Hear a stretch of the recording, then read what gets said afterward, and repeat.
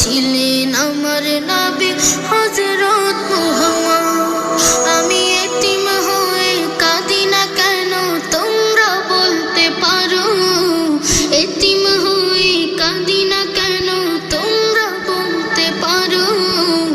এতিম ছিলেন আমার নবী, এতিম আমিও, এতিম ছিলেন আমার নবী।